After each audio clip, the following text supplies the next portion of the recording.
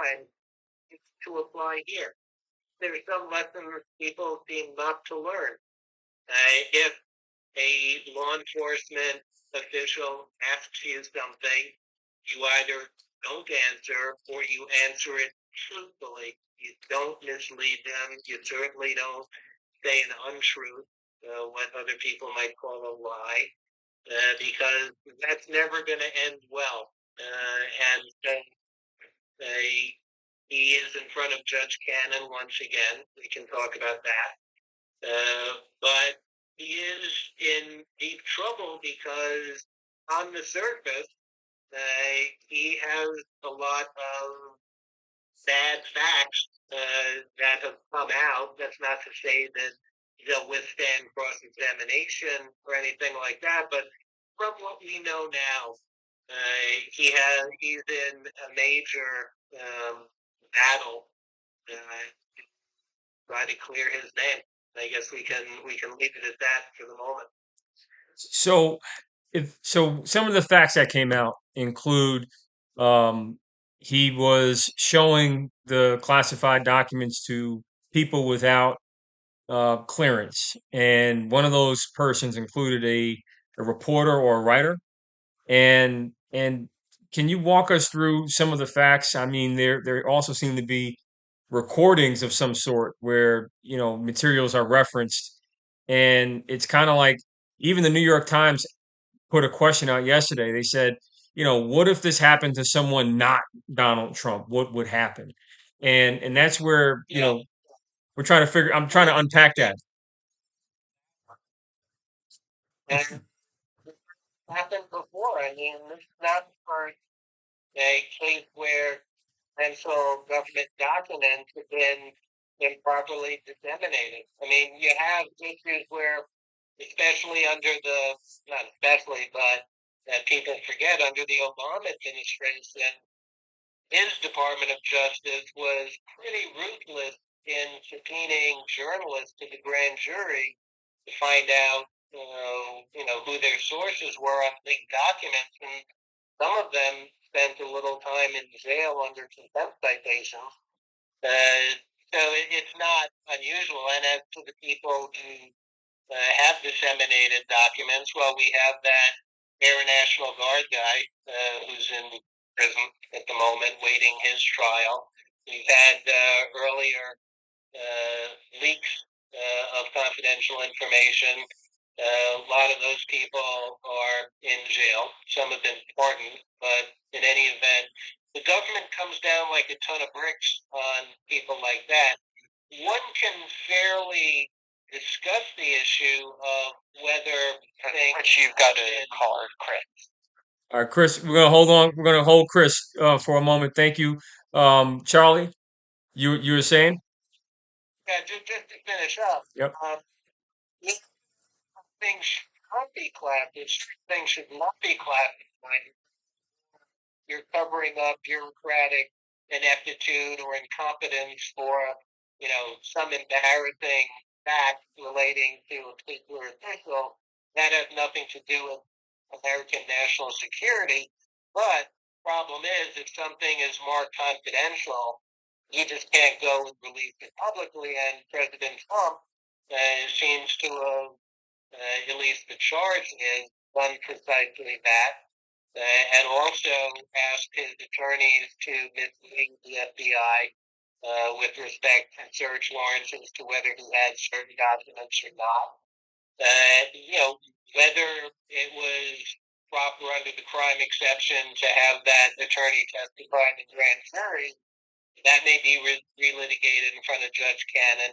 I mean, the case, unfortunately or fortunately, is not going to move very quickly because there are a lot of important legal issues at stake, but not among those legal issues should be whether this was selective prosecution or President Trump unfairly targeted, that kind of thing.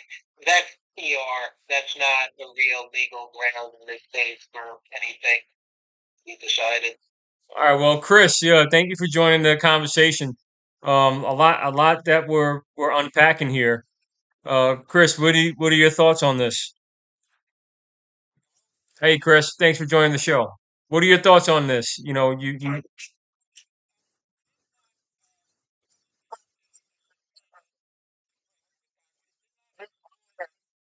lady lawyer responded in writing, all documents have been returned to the government. Yeah, and that turned out not to be true. I understand, but would not be if the Justice Department had evidence that that was not true, would that be a basis for them to go forward with a search? Yeah, that's what ultimately happened. They seem to have gotten an informant who told them where to find documents, and that was the basis of the search warrant way back when. And the famous photographs of boxes here, there, and everywhere in different locations. Uh, Documents may be spilled out on the ground if you take the government's view, deliberately tossed around for the photo op. If you take President Trump's view, that's a factual dispute, but the FBI, the Department of Justice, persuaded a federal judge on the basis of sworn testimony that there was reasonable cause to believe there were documents that were that belonged to the United States that President Trump still possessed improperly, and the search warrant was executed and documents were found. In the context of January 6th, okay, would you think that the Justice Department had an elevated level of concern about getting those documents back? It's hard to say because, those are two separate things. The documents were not about anything relating to January 6th. They seem to have been related to war plans of the United States and particular policies and operations that, if that is the case, uh, it's very problematic that President Trump retained those documents. It would be interesting to know why he chose those documents, but of course, bear in mind, he doesn't have to say anything, and he can assert the Fifth Amendment privilege against self-incrimination. What he may say on the campaign trail, if he's foolish enough to talk about the case, that could be used against him. We're not there. Hopefully, he'll talk about his vision of America as he sees it for the electorate, as opposed to I'm a victim once again, and I'm your victim, and first they come and they're coming to you. I don't think Americans have access to these kinds of security documents, so that's not happening. But no, I don't think that it was um, a particular issue that they were hypersensitive because of January 6th. They didn't even realize these things were gone for many months before the archive started looking for certain things that they should have had and were able to trace it back to President Trump. I mean, all the details of, the prologue, that'll come out at the trial, if there is a trial. But, we'll just have to wait and see to get all the details. But it seems to me, based on what's publicly available, that the Department of Justice. We're going to take a quick commercial break. Don't change that dial. We'll be right back from commercial break. As you guys are hearing and seeing, we're going through the Donald Trump indictment, and we're going to pull up some of the counts when we come back from break. So just don't change that dial. Stay right here. If you have questions, put them in the chat. We'll be right back. How y'all doing out there? It's going to wave everybody. Hey, hey, hey. How y'all doing? Thanks for joining. Thanks for joining. Again, we're talking about the Trump indictment, then we're going to get on to some other stuff with respect to hey Toki. We're going to get on some other topics that are close to Mount Vernon. So thank you guys for joining.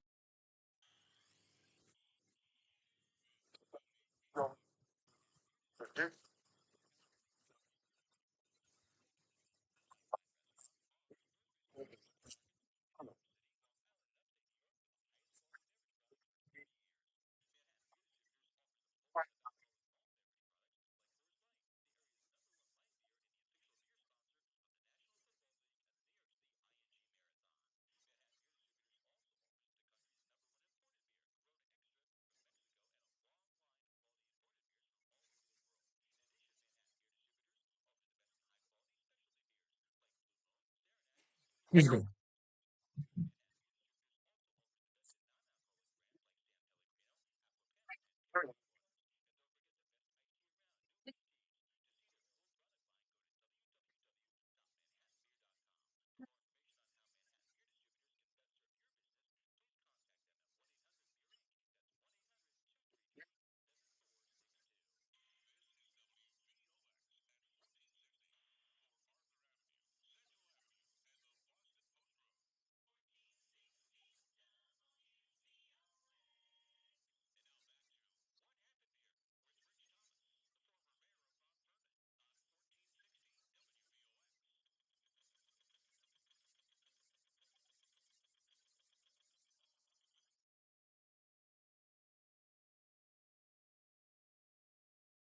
Welcome back. Welcome back. Welcome back.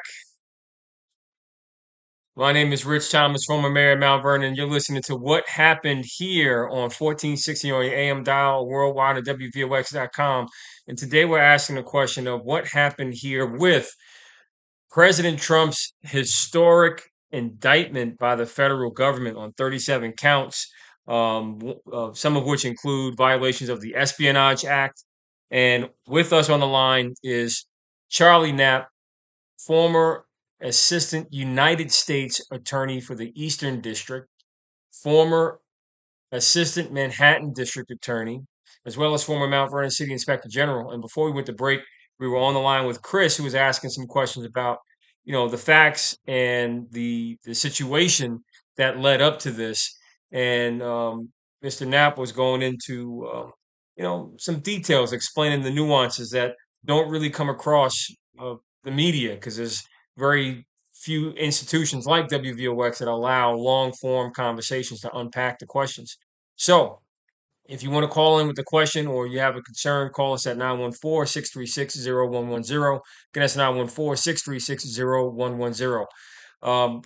Charlie, you were saying before we went to break that when you focus on the substance of the actions that led up to this, meaning the archives didn't find certain documents, they traced it back to President Trump, they requested the documents back, and then there were some representations made that turned out to not be completely true. Here comes now, months later, 37 count indictment. You know, what happened here? What else happened here? What did we miss? Well, I mean, you compare it to what happened with Mike Pence, or to a certain extent, Biden. The inquiry is ongoing. The inquiry with Vice President Pence is closed. It so happens that people leave with documents occasionally that, had they looked at everything people put in boxes, they should have left. Uh, so with Vernon, for instance, with Vice President Pence, when the archive came knocking, he said, "Let me look. I have them. Here they are. Please take them." End of story. Uh, there's a little leeway in, just because you wind up with confidential documents doesn't automatically make it a prosecutable crime because there is a certain amount of discretion.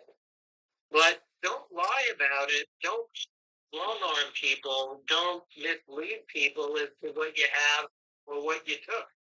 Give it back. It's not yours. It belongs to the people of the United States. And that's what the acts are all about. Before they were enacted after Watergate, was the documents belong to the particular president, and maybe they put up presidential libraries where they have access to it or not. But in the '70s, that all changed. These are our documents, and only active elected officials, not former officials, have a right to possess them, assuming they have the proper security clearance.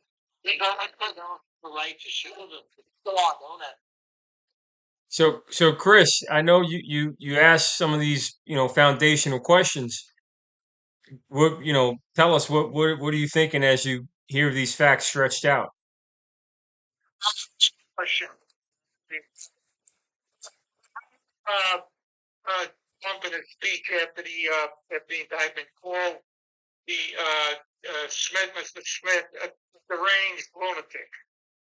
Okay, are there any restrictions as to what a defendant can, I mean, there's no proof that naturally that something like that is true.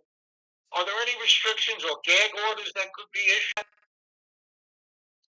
Well, let's put it this way. I don't know Jack Smith. I know people who do know him, and they speak in the highest terms of his seriousness and his integrity. He's certainly not a deranged lunatic. But to answer your question, the judge has the authority uh, to put a gag order on the lawyers and the parties, both the government and the defendants, to not talk publicly about the case. The magistrate judge imposed a limited gag order as between the two defendants, not to discuss the case. How that's enforceable is anyone's guess, unless Mr. Nauta turns state's evidence and flips, which is always a possibility. Which, by the way, is the way I read the indictment. Why he was in there at all? He obviously hasn't cooperated, but now that he's indicted, maybe that raises the stakes and he will cooperate. Again, we'll see. As an attorney, I found it interesting that his attorney said they couldn't enter a plea at the arraignment because he needed to find an attorney who would vouch for his admission in Florida. Generally, these things are sorted out before you show up, or you get a public defender for the limited purpose of entering a guilty plea. So I'm just wondering if that's a signal that the government is discussions with the co-defendant to testify against President Trump. That's just my suspicion. I have no evidence other than, you know.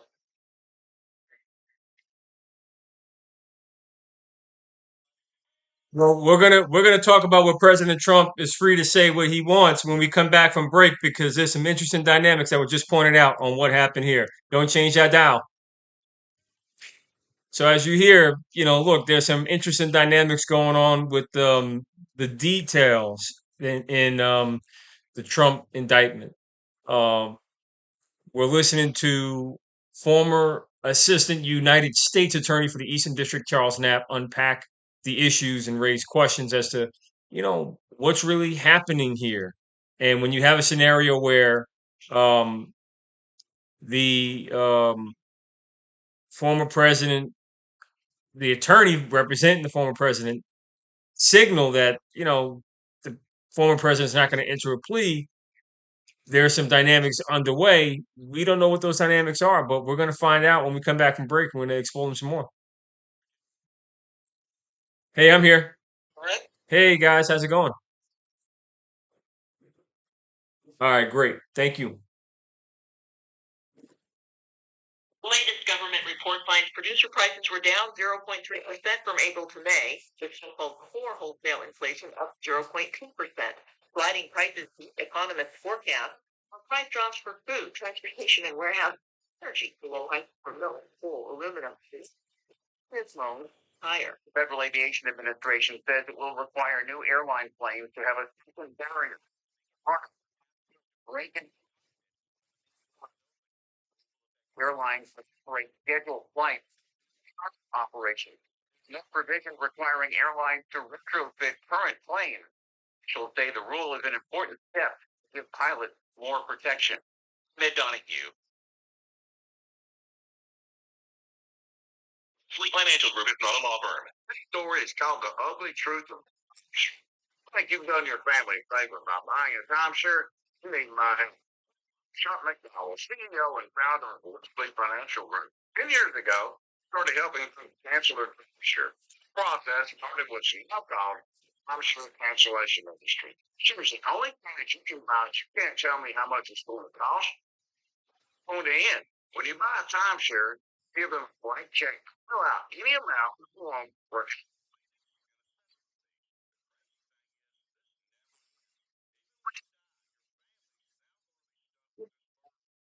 Insanity.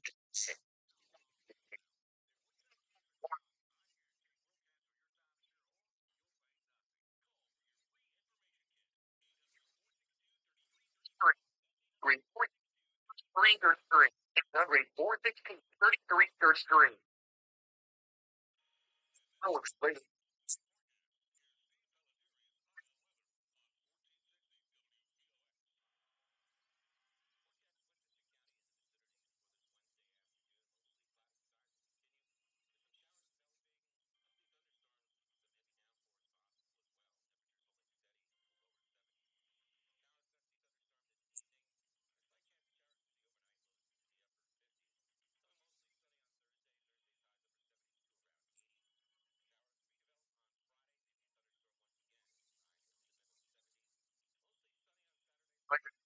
Sprinkle on 70%.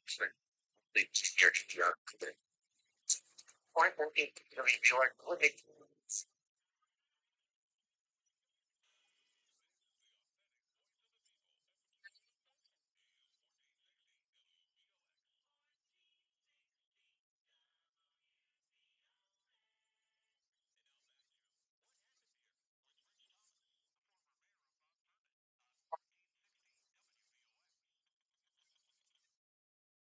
Right.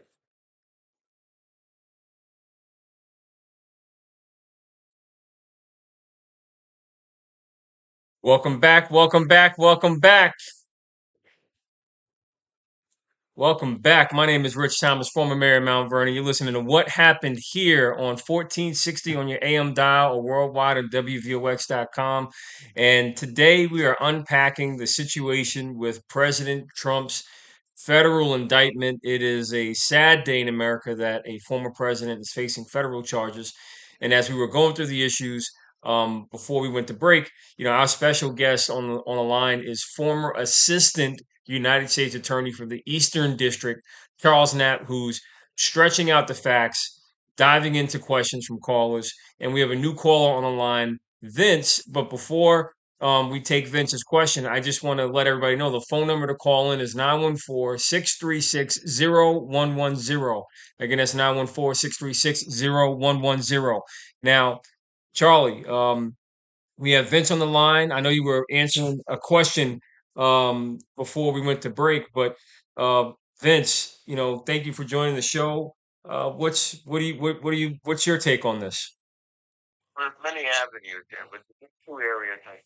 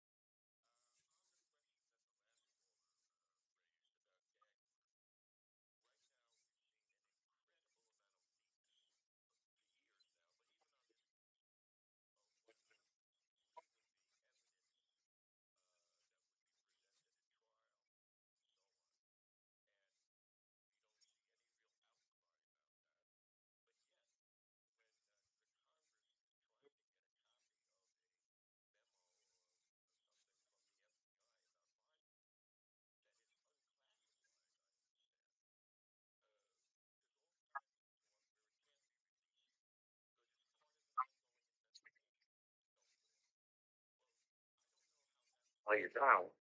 But these documents of photographs from description of what's in this classified information are now all over the media.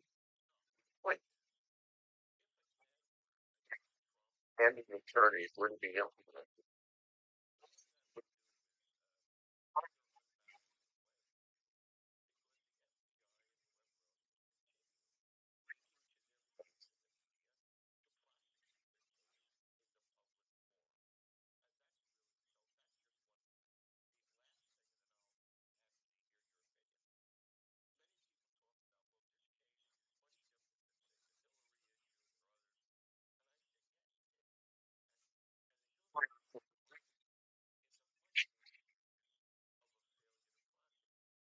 should have been.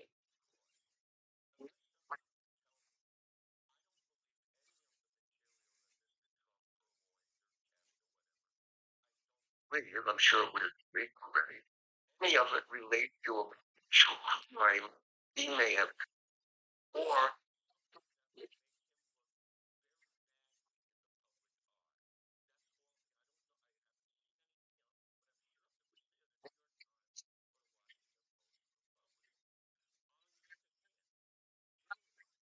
might have might have fallen with a hammer, I believe, reached me hard drive on a computer contained hours and email, which may have contained information indicating wrongdoing on her part.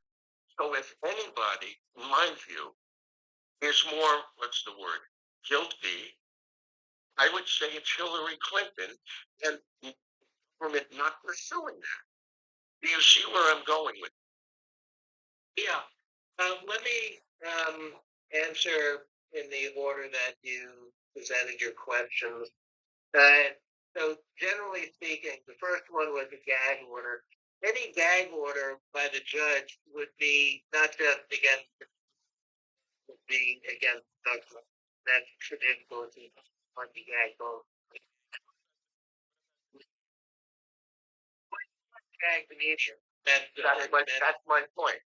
My point. Right. No. But there are remedies. If there's evidence that the FBI, let's say, is leaking evidence, then then President Trump's legal team makes a motion in front of Judge Cannon, who will probably take it very seriously. Then wherever it leads, it may be that it's a closed session, and so the public can be recorded while particular issues are being explored. I don't know, but it's not as if President Trump has no remedy. It's up to his legal advisors, his attorneys, to decide to use it or not. With respect to the photographs, you have to remember the search warrant affidavit and the contents after the search was executed, those were all unsealed with the consent of President Trump and his attorney. So that's why we have those famous photographs of the boxes.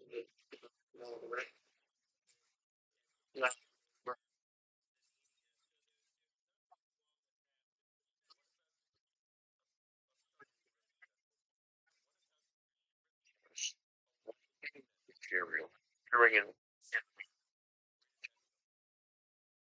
You mean about Iran and war plans or whatever? Yeah, I don't know. I also right.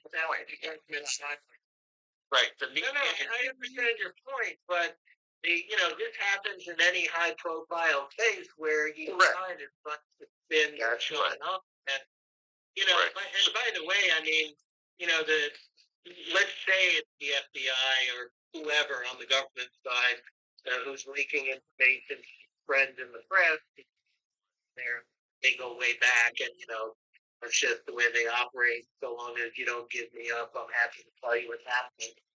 Right. So let's assume that's happening. Flip side is President Trump is out there giving, and has been for months, giving his version.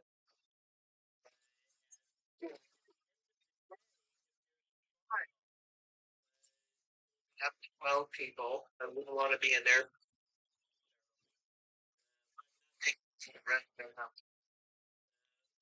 Of course, we're going to have to figure out what the hell's going on.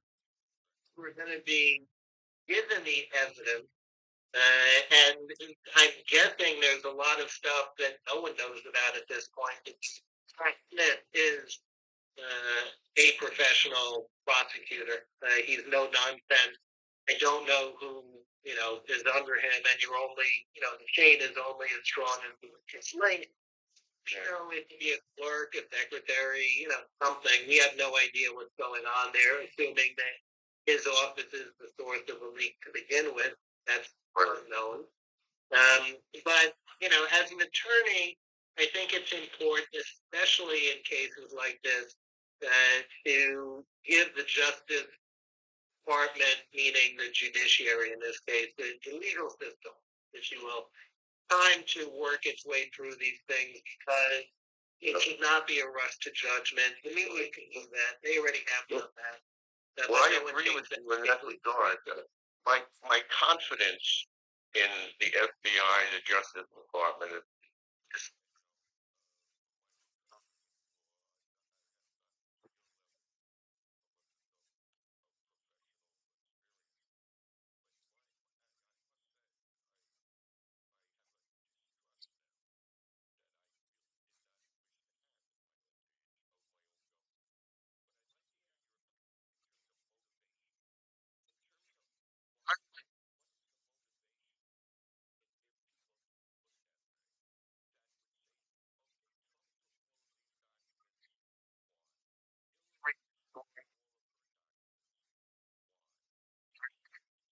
in terms of actual motivation. Well, I mean, so here, let's talk about Hillary Clinton's situation first. That issue was open during all 4 years of President Trump's administration under his Department of Justice, starting with Senator Sessions being the first attorney general. And, Right. the question is, this was Trump's Justice Department. Was it really? Was it really? Called the shot. Was it really his Justice Department? Yes, they were. You really think so?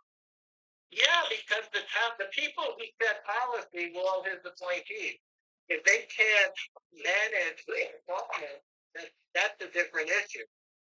You don't think his own But I know when someone's BSing us, there's no reason to believe that Attorney General Sessions and his successors are all those taken any stuff from any of their subordinates. You're out. I mean, it's very simple. I seen that when I was at the U.S. Attorney's Office. You don't mess around with that. Well, the question about what happened with Hillary Clinton, and all the bleaching and all that, who knows if that's actually the fact? I don't. I read about it, but I have no idea if that was the fact. But to your point, if that were the fact, where was the DOJ under Trump's administration on that? Yeah. That's a very good question. That's a good question, Counselor. But it doesn't really resolve the preliminary, you know. Reach the hard drive to eliminate 33,000 emails. Which I understand. For example, the statement from her lawyer said he went through the emails and they were just about.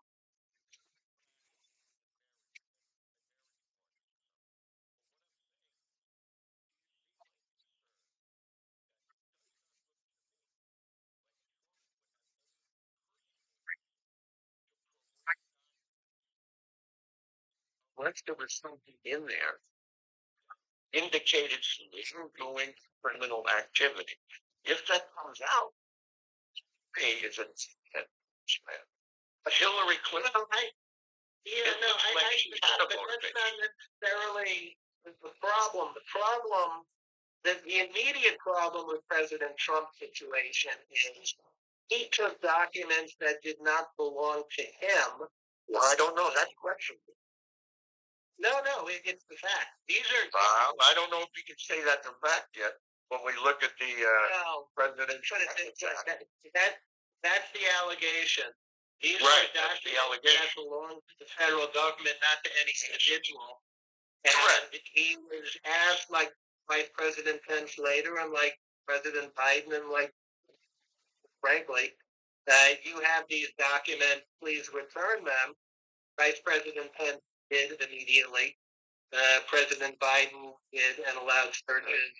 Sure. Mm-hmm. And Trump first said no, then gave some back. Then his attorneys, under his direction, apparently said we have nothing more. Then someone contacted the FBI apparently and said, yeah, there are more here. You have to look over here and there. He got a search warrant and, nearly published. So, but wave a red flag in front of a bull. And by I hear you. I agree with you. That's the red flag that he brought. curious to see how the presidential reference, all that plays out. One last thought. This unfortunate guy who works for Trump, okay, just low level guy.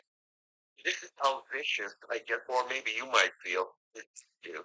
But charge this person with why? For the sole reason that they can roll them.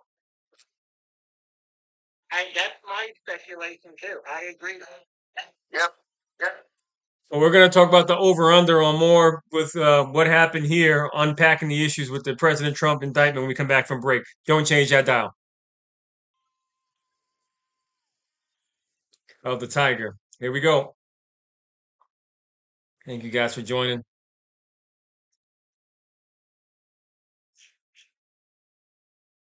Thank you guys for joining. Thank you for joining. You're talking about President Trump. President Trump. We're going to talk about Mount Vernon on this last break.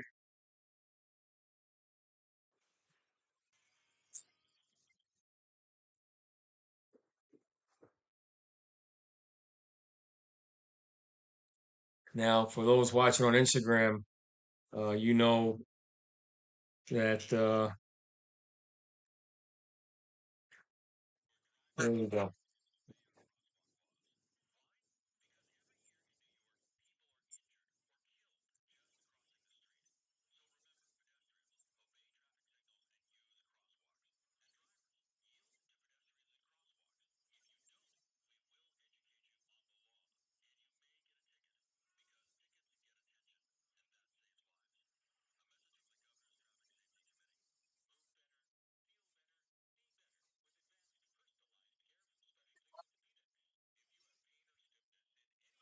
They're going looking for a solution close to home, especially from New York to Harrison, New York.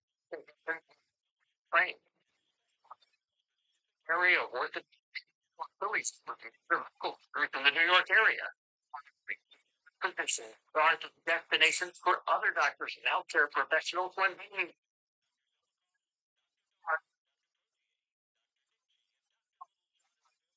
like you. You are caring.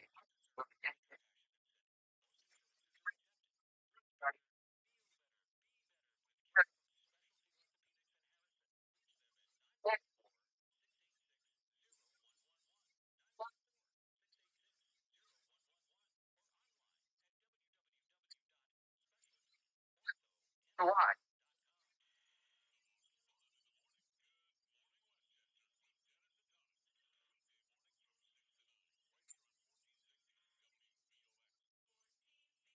Here we go. Coming back from break. Here we go. Here we go.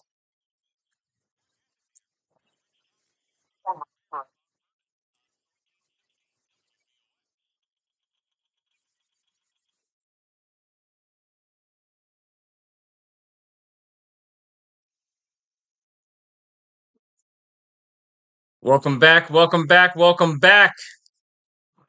My name is Rich Thomas, former mayor of Mount Vernon, New York. You're listening to What Happened Here, and we're live on 1460 on your AM dial or worldwide on WVOX.com.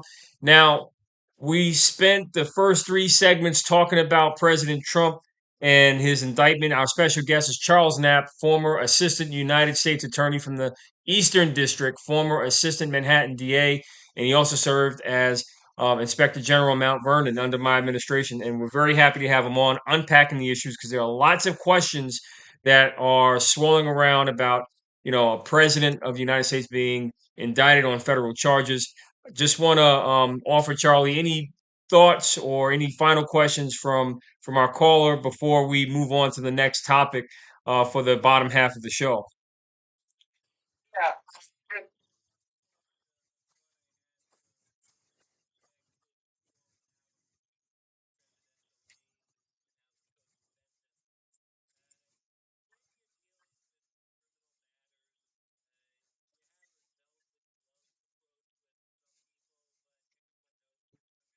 Hmm. You know, it's like and at the moment looks like Mr. Nowden like there's no way to predict what's going to happen, but this is not at all unusual in criminal prosecutions. You either get informants or you get cooperating witnesses or you get people who refuse to cooperate, who dare you to indict them in a sense, and then once they're indicted, maybe they change their mind, maybe they don't. So, well, again, it's something we'll have to wait and see. I may be reading tea leaves when I mentioned the 2 week delay, but we'll see. Time will tell. All right. Vince, are you still there? All right. I think Vince dropped. Say it again. We have another caller. Okay, you got it. So, all right. Well, look, thank you, Vince and Chris, for calling in with your questions. Very, important to dive into. And what I can tell you is, I just find it. Um, I don't understand why. All these documents would have, found their way to Mar-a-Lago, especially given the fact that um, President Trump was exiting the White House. I think there could have been a far greater coordination between President Trump and the incoming administration as to what documents he had. That's what the National Archive was trying to do, and I don't understand again, why potential war plans were among those documents. But we're going to find out more as this plays out. Charlie, you have any other thoughts, predictions about this as it turns? I mean, there seems to be some critical points that Yeah. Well, my success rate. leave it at that for now. The you know, there, and I mean, for everybody, you got to turn down the temperature. The court system works as a general matter. We've seen that since January 6th and all those things. Where everybody was worried that, and even under President Trump, the left was worried that the right taken over the judiciary, the right's worried that the left is active, no one's taken over the judiciary, there's just too many rights.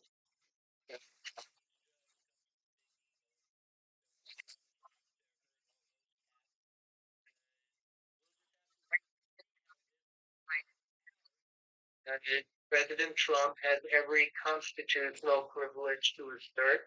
He has every rule under the federal criminal code of procedure to assert. He has a judge who will make decisions. They will be waiting in the wings should it let the Court of Appeal to decide major issues.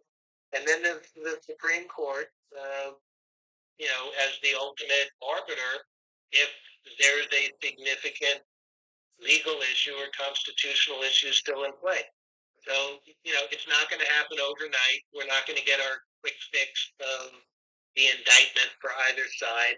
We're just going to have to be patient. There are a lot of other things in the world going on, and in the United States, one might reasonably suggest are far more important in terms of than what's happening with President Trump. It'll be interesting to see how the Republican primary contenders deal with this issue.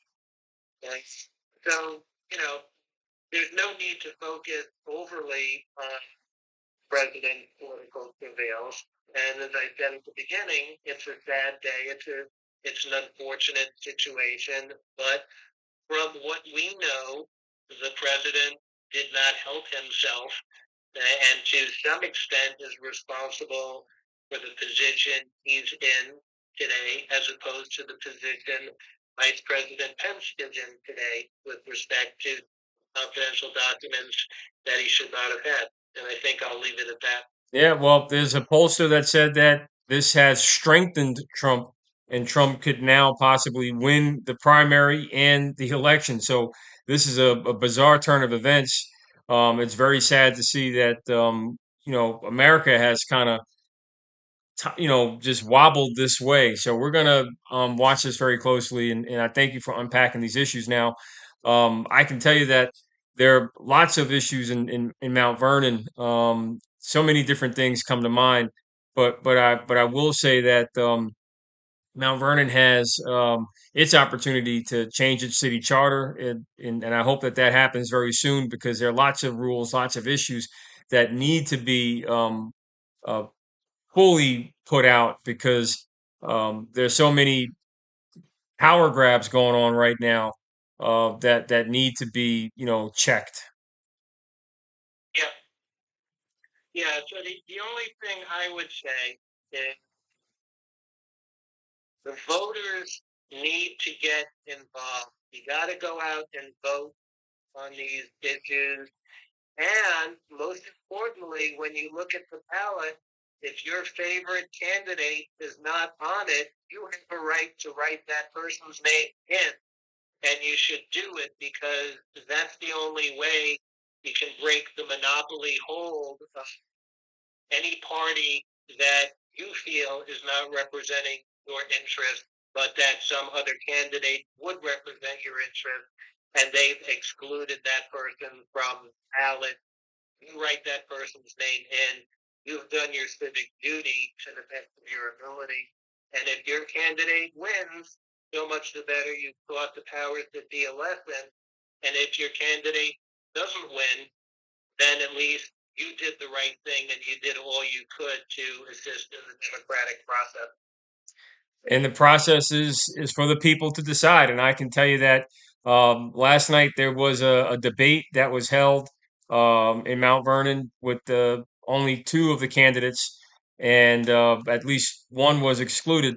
But this goes to show you that there's a big effort to only focus on some of the handpicked uh, people that the powers that be want to hear from. But I just know that as Mr. Knapp laid out, there's an opportunity for you to exercise your civic duty without saying any name or party. You just there's a process available to you, the same way that the charter revision is available to the city. But we have to you know have voters, homeowners, people get involved, and without people being involved, you're going to wind up with the same or worse. So we thank you all for joining us for this episode of What Happened Here. And we look forward to talking with you again in the coming weeks. Thank you. All right, y'all.